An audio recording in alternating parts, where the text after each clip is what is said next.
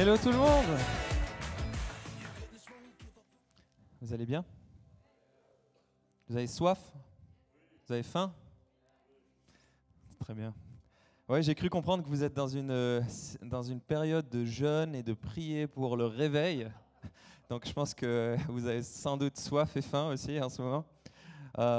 Et je me suis dit ce matin, Seigneur, qu'est-ce que tu as envie que j'amène? Comment je peux encourager ICF, mes frères et sœurs d'ICF Lausanne dans cette prière pour le réveil et pour le feu, pour la bombe à tout. Ouais, c'est un peu bizarre comme...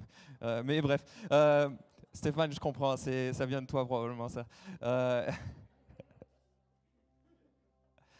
Ok. Qu'est-ce que je peux leur donner comme encouragement pour ce réveil? Et voici un verset de Ésaïe 44, 3. En effet, je ferai couler de l'eau sur le sol qui a soif et des rivières sur les terres sèches. Je répandrai mon esprit sur tous les enfants et ma bénédiction sur les enfants de tes enfants. C'est incroyable, non?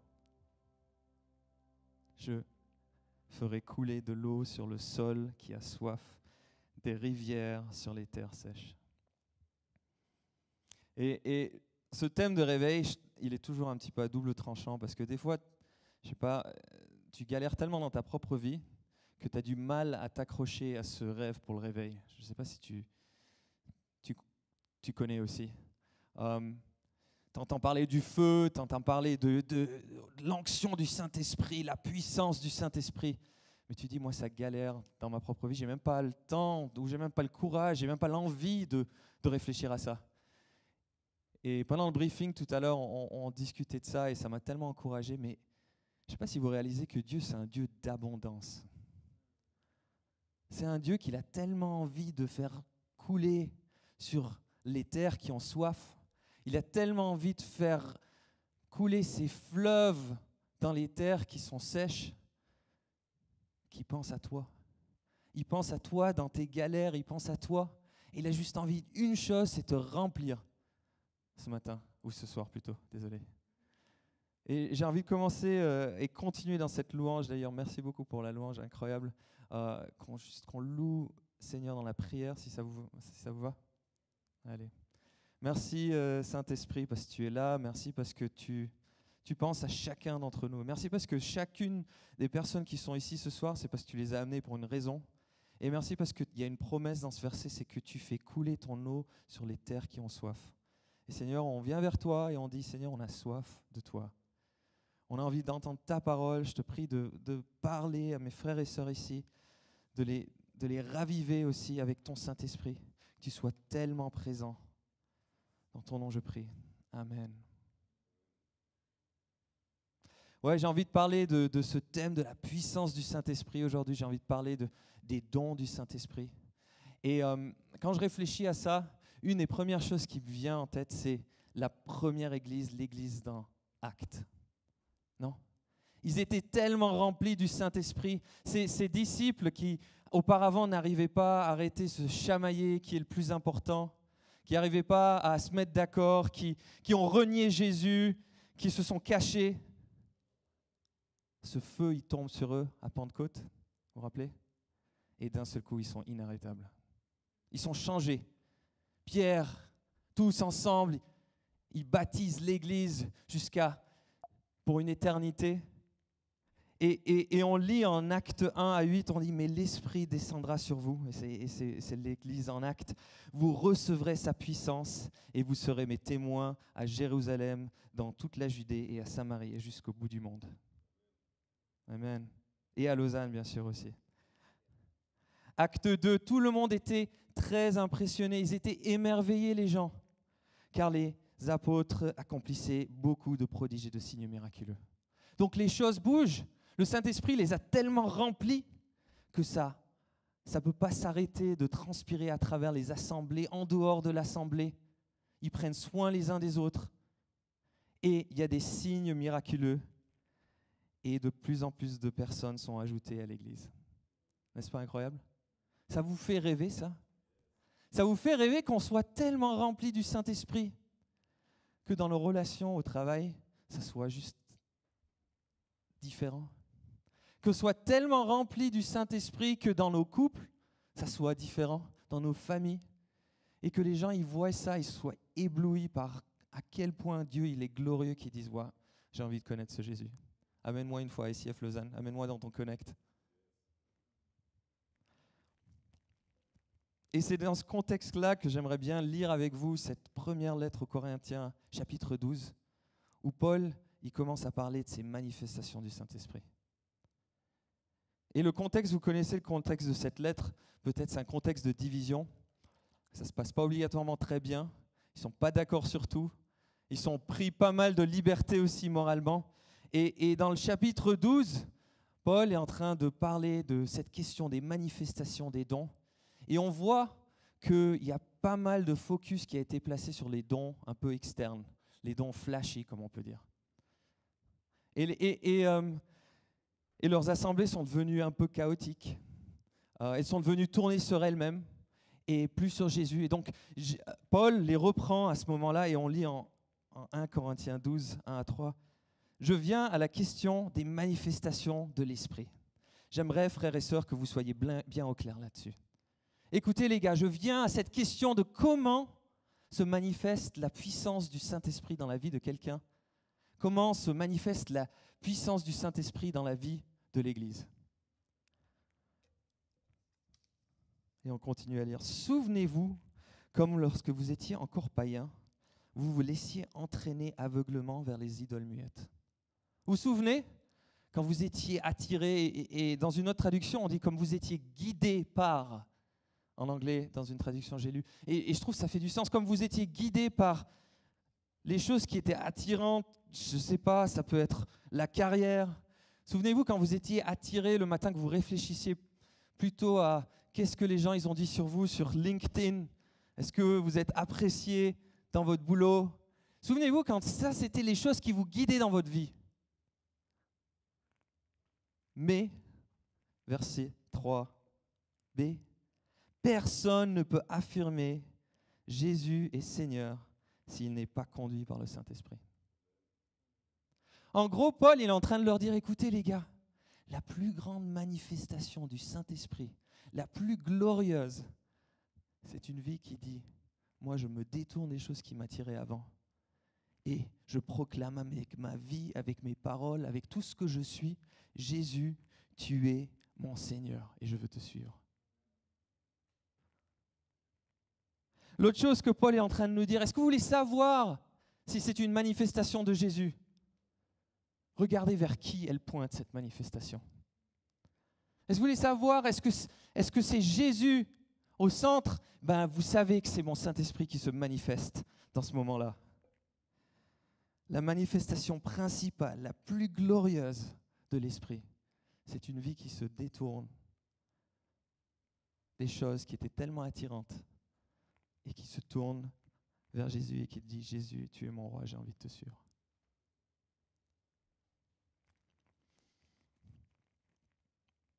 Ça me fait penser à Ézéchiel 36. Vous vous rappelez ce verset, verset 26, où Ézéchiel prophétise, il dit « Je vous donnerai un cœur nouveau, et je mettrai en vous un esprit nouveau, et j'enlèverai de votre être votre cœur de pierre, et je vous donnerai un cœur de chair. Je mettrai en vous mon propre esprit, et je ferai de vous des gens qui vivent selon mes lois, et qui obéissent mes commandements pour les appliquer. » C'est ça la bonne nouvelle. C'est que Dieu, il nous aime tellement d'un amour fou que par le sacrifice de Jésus à la croix, il a fait sa demeure éternelle dans ton cœur. Le Dieu de l'univers qui tient tout dans sa main, il a dit, j'ai envie de faire ma demeure dans toi. Et il a échangé notre cœur qui était attiré par les choses de ce monde. Il l'a échangé dans un cœur qui est de chair. Et du coup, on peut être ces gens qui vivent selon les lois et qui obéissent à mes commandements pour les appliquer. On a ce désir profond, et ça vient du Saint-Esprit. Paul est en train de dire aux Corinthiens, écoutez, vous ne pouvez rien faire sans le Saint-Esprit. Vous êtes morts, vous êtes desséchés. Il n'y a rien que tu puisses faire qui puisse te raviver, si ce n'est que la puissance du Saint-Esprit. Et on continue à lire en Ézéchiel 37, dans le prochain chapitre. Il y a Ézéchiel qui a amené dans cette vallée d'ossements, vous vous rappelez de ce verset, la main de l'Éternel se posa sur moi et l'Éternel m'amena par son esprit et me déposa au milieu d'une vallée pleine d'ossements. Il me fit me promener près d'eux, autour, et je constatai que ces ossements étaient innombrables sur toute l'étendue de la vallée et qu'ils étaient totalement desséchés. Vous voyez un peu l'image ? À perte de vue, des ossements desséchés, il n'y a rien, il n'y a pas de vie, il n'y a pas d'espoir. Et Ézéchiel, je me demande ce qu'il pensait à ce moment-là. Vous imaginez un peu la tristesse. Il n'y a rien qui peut faire raviver ces ossements. Moi, j'étais en road trip en tant que teenager aux États-Unis dans la Death Valley. Je ne sais plus quel état exactement c'est, mais je me rappelle, Stéphanie rigole, j'ai ouvert la porte, on a ouvert la porte, bien sûr tu as la clim à fond dans la voiture, tu ouvres la porte et d'un seul coup tu as cette bouffée de chaleur, c'est tellement chaud, c'est tellement sec, tu as l'impression que tu vas faire tomber une petite goutte d'eau, elle va s'évaporer avant de toucher le sol. La vallée d'ossements desséchés, il n'y a rien qui peut vivre, il n'y a rien. Et après, on entend le Seigneur lui demander, et il me demanda, « Fils de l'homme, crois-tu que ces ossements revivront ?» Et moi, je vous ai amené un petit rescapé de la vallée.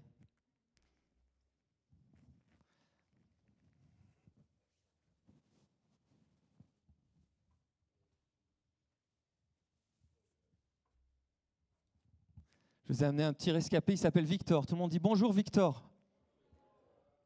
Et j'ai envie de vous poser la question, est-ce que Victor peut vivre ? Ouais, c'est clair, toi tu as lu le verset aussi, c'est bien. Est-ce que Victor peut vivre ? D'ailleurs, je vais un petit peu lui ajuster la mâchoire là. Non, il n'y a rien qu'on puisse faire. Victor est mort. On pourrait attendre des années ici en train de le regarder. J'ai appris qu'il est même en plastique, donc ça durerait encore plus de temps jusqu'à temps qu'il se décomposerait. Il n'y a rien qu'on peut faire pour raviver Victor. Et ce qui m'interpelle avec cette image, c'est que des fois dans notre vie, quand on a des domaines desséchés, quand on a des domaines qui ont besoin de la vie, on essaye par nos propres forces et on se tourne vers Victor, on dit « Victor, mais bouge ton cul !»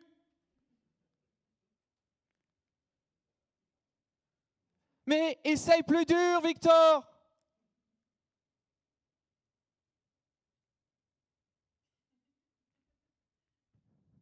Il n'y a rien qui peut nous amener à la vie, sauf la puissance du Saint-Esprit. Et des fois, on essaye tellement dur, vous connaissez, avec tellement d'efforts, avec tellement de... Ouais, et c'est des bonnes choses, des fois d'ailleurs. Et je vais vite descendre parce que je l'ai oublié en bas. Et on commence à se dire, mais peut-être, puisque j'y arrive pas avec mes propres forces, peut-être que si j'habille un petit peu Victor, je peux lui donner un petit semblant de vie. Vous connaissez ça ?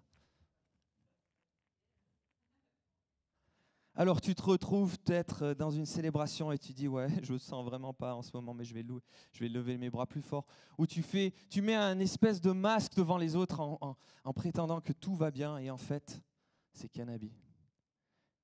Et vous connaissez, c'est la même chose des fois dans nos églises, malheureusement. Dans nos églises, on a tellement envie de vivre le Saint-Esprit qu'on a peut-être fait un événement il y a quelques années et on se dit on va faire exactement le même événement pour que le Saint-Esprit vienne. Il n'y a que le Saint-Esprit qui peut raviver Victor. Ou à l'inverse, peut-être que tu dis tu dois toujours changer les choses.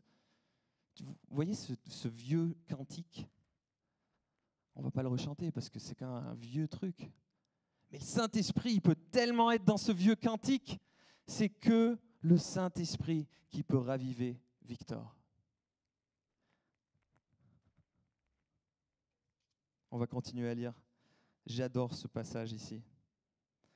Verset 9. Alors l'Éternel me dit, « Fils de l'homme, prophétise à l'adresse de l'Esprit. Prophétise et dis à l'Esprit, voici que ce que déclare le Seigneur de l'Éternel. Esprit, viens des quatre coins du ciel et souffle sur ces morts pour qu'ils revivent. » Et je prophétisai donc, comme il me l'avait ordonné.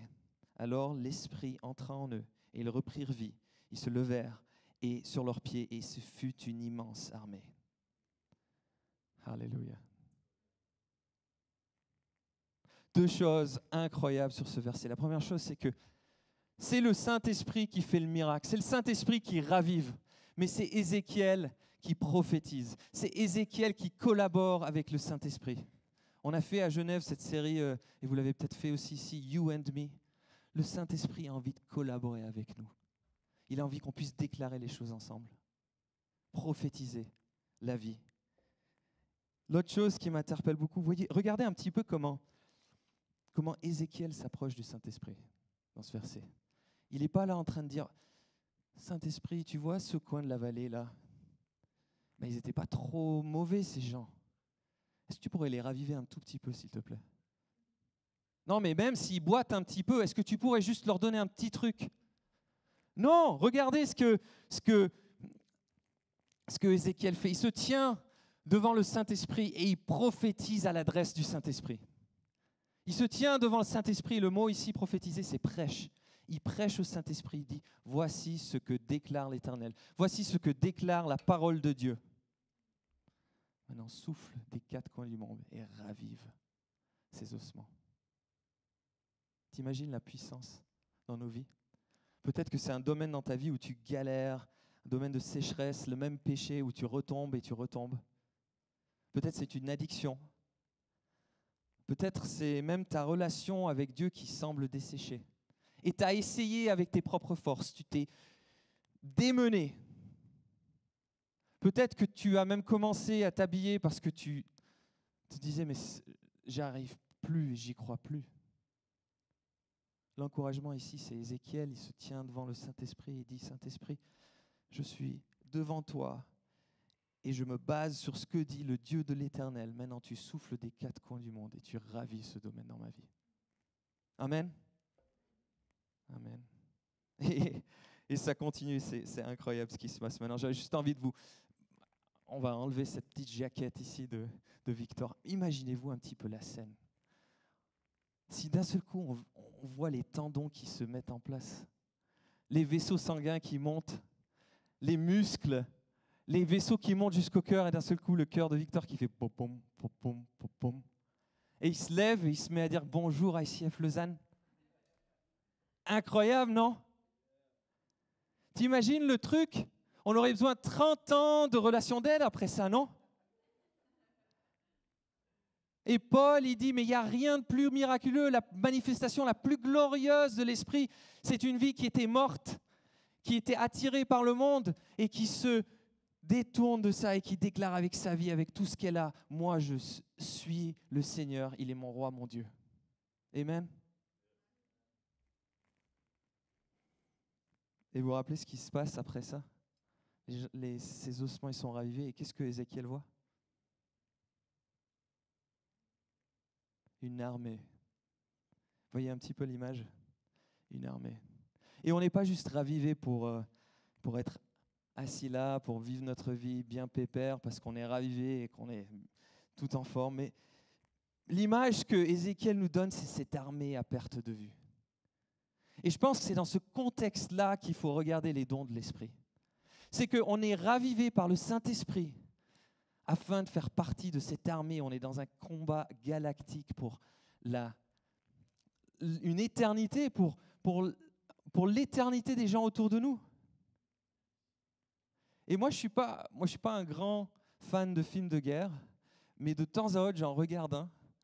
Et il y a toujours une scène, je pense, surtout à la fin, il y a le gars sur sa mitrailleuse, vous connaissez? Et après, il y a le gars qui est en train de courir et lui amène la munition. Ils sont toujours à court d'ammunition dans les films de guerre. T'as un gars sur sa radio qui dit « Mayday » ou non pas « Mayday » parce que ça c'est plutôt dans les crashs, mais il dit « Renfort, renfort, renfort ».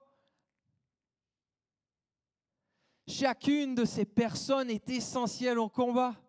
Chacune de ces personnes est... Imagine-toi que si la personne qui s'occupe des blessés sur le terrain de bataille dit « Moi, je chôme aujourd'hui, mais on est mort ». On fait partie de cette armée de Dieu. On a été ravis pour ça. Et c'est dans ce contexte-là qu'il faut regarder les dons de l'Esprit. Dieu, le Saint-Esprit qui nous a ravivés et nous a ramenés à vie, il commence à déverser sur son âme les dons de sa grâce. Il commence à nous donner ces dons surnaturels afin qu'on puisse quoi ? Qu'on puisse se fortifier les uns les autres, afin qu'on puisse être plus efficace dans notre combat. Ce qu'on lit et c'est une définition des dons de l'Esprit qui m'a particulièrement parlé. C'est John Piper qui dit ça. Les dons de l'Esprit, c'est des capacités que nous donne le Saint-Esprit, que nous exerçons en dépendance sur lui, en entière dépendance sur lui, qu'on ne fait pas par nos propres forces. Afin de quoi ? Afin de bénir les autres autour de nous et de les fortifier dans leur foi.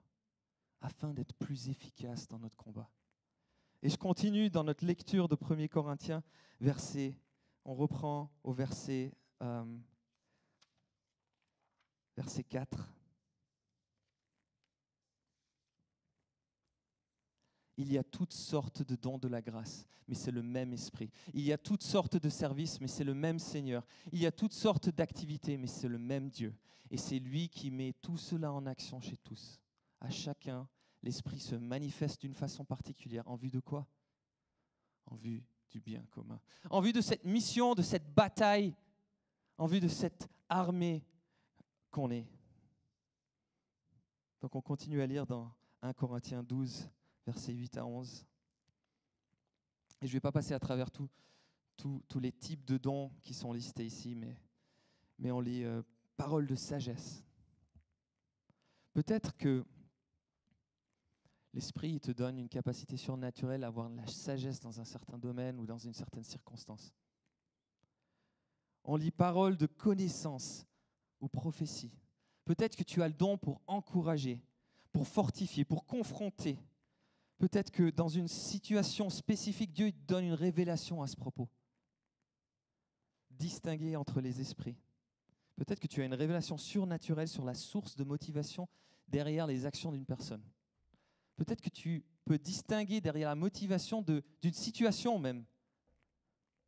Continue à lire, parler en langue. Peut-être que tu te retrouves dans ta chambre le matin ou le soir et tu es en train de louer Dieu et d'un seul coup ça sort shabaladadadabada et que tu es édifié. Peut-être que tu as le don d'interprétation des langues et on est tous édifiés. La foi d'une manière particulière. Peut-être que quand tout le monde a perdu la foi, toi tu es la personne qui a reçu ce don dans cette situation, pour ce moment, et tu crois.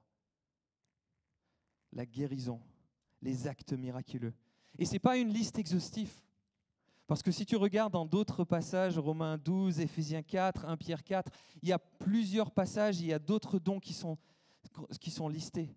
Comme j'ai dit, je pense vraiment que ces dons, c'est des capacités que l'Esprit nous donne, qu'on exerce en entière dépendance sur lui, afin de bénir les gens autour de nous et les fortifier dans leur foi. Et des fois, j'ai l'impression qu'on reste un peu bloqué sur ces catégories. Je ne sais pas si... Moi, j'ai grandi dans l'église et j'ai dû remplir plusieurs de ces questionnaires, des centaines de questions sur les dons de l'esprit, vous connaissez ? Et à la fin, tu remplis tout ça et à la fin, ils te disent, ouais, tu es 13% missionnaire, 13% prophète, 14%... Moi, j'aime pas trop, mais peut-être que tu aimes, mais bref, en fait, ne restons pas bloqués là-dessus. Parce que je pense que ce qui est beaucoup plus fondamental, c'est est-ce que j'ai le désir profond de mettre tout ce que Dieu il m'a donné à disposition, tous ces dons de sa grâce, je ne sais peut-être même pas ce que c'est, afin de bénir celui ou celle qui est à côté de moi.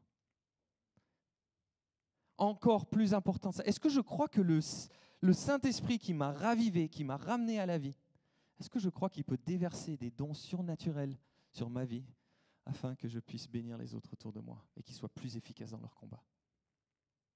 Parce qu'une fois que tu réponds oui à ça, c'est super pratique en fait les dons du Saint-Esprit. Tu te retrouves dans ta chambre le matin et tu es en train de prier. Et tu dis, Seigneur, moi, je n'ai pas grand-chose. La seule chose que j'ai, c'est tes dons de grâce que tu déverses sur moi. Et Seigneur, montre-moi qui je peux bénir aujourd'hui. Et le Saint-Esprit, montre quelqu'un. Peut-être tu commences à écrire un petit message à cette personne. Et tu commences à écrire et le Saint-Esprit commence à guider tes paroles. Et c'est un verset peut-être, c'est un encouragement, c'est peut-être une prophétie. Et tu partages ça avec cette personne et ça change la trajectoire de cette personne, de la vie de cette personne à jamais.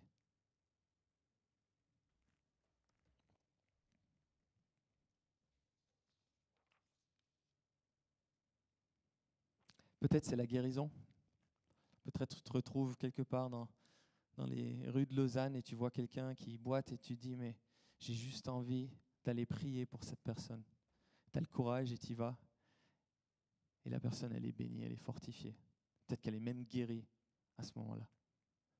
Peut-être que tu es assis dans le train une fois et la personne à côté de toi, mais tu as juste envie de lui dire à quel point Jésus l'aime. Et donc tu vas vers elle, tu lui dis Jésus t'aime d'un amour incroyable. Et peut-être qu'elle va te dire mais c'est vraiment bizarre ce que tu es en train de me dire maintenant. Mais peut-être que sa vie elle est changée à jamais.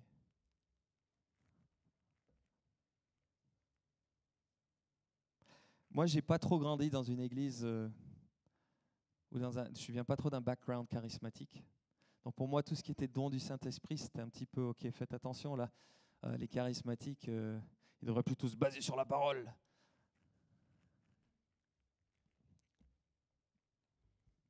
Mais je crois que Dieu, il a commencé à faire un chemin dans ma vie sur ce topic, sur ce thème. Et j'ai commencé très petit.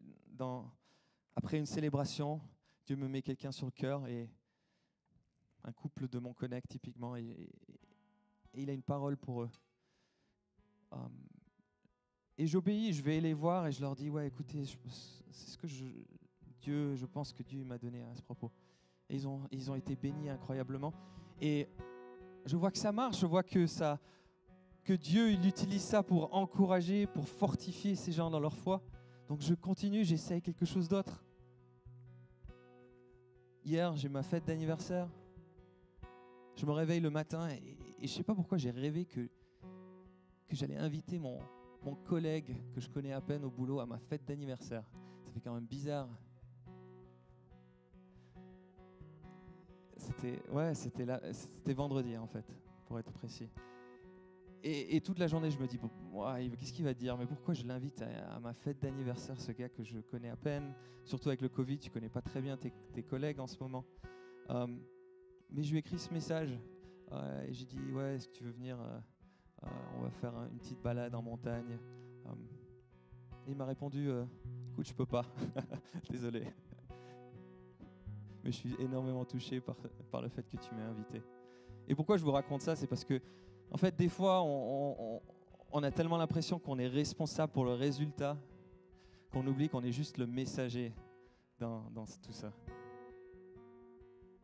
On oublie que c'est le Saint-Esprit qui nous ravive, c'est le Saint-Esprit qui déverse son don de grâce, et c'est surtout le Saint-Esprit qui fait le miracle à la fin.